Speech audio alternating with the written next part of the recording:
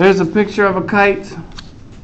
In a kite, you have two pairs of adjacent sides who are congruent and no sides are parallel. Diagonals in a kite are perpendicular. One diagonal is bisected, which is the short one. Diagonals bisect one pair of angles. One pair of opposite angles are congruent in a kite.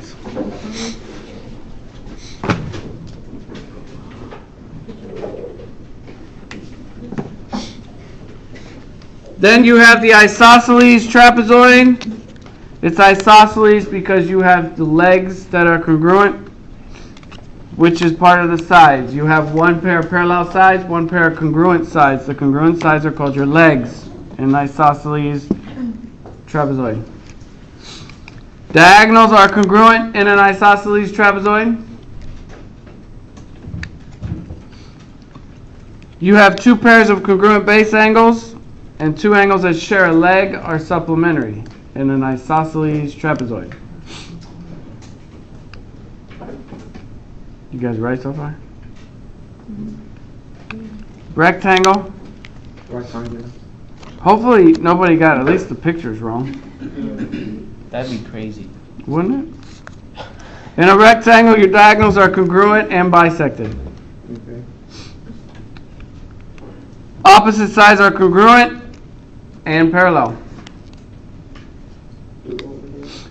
All angles are 90 degrees.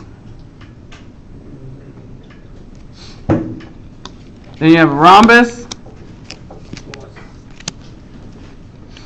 In a rhombus, your diagonals are bisected and the diagonals are perpendicular and they bisect the angles.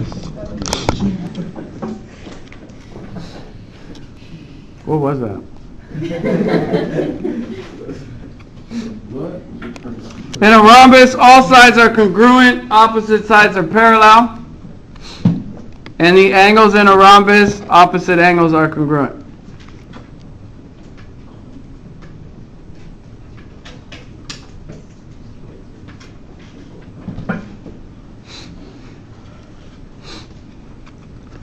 And you have a square.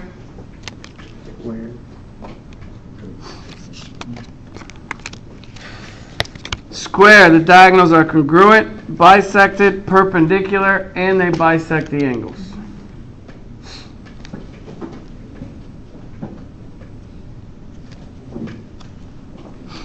All sides are congruent, opposite sides are parallel.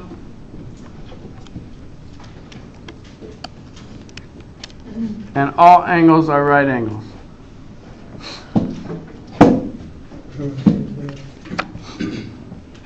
Trapezoid.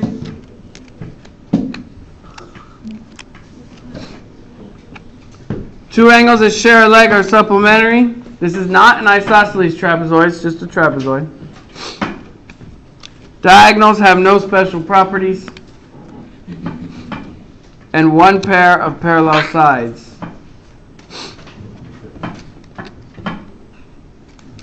Last one, parallelogram.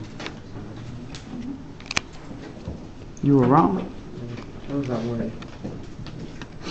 Opposite sides are congruent and parallel. Opposite angles are congruent. And the diagonals are bisected. Were you right?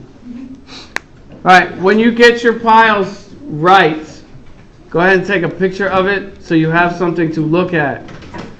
Again, they're going to test you on the properties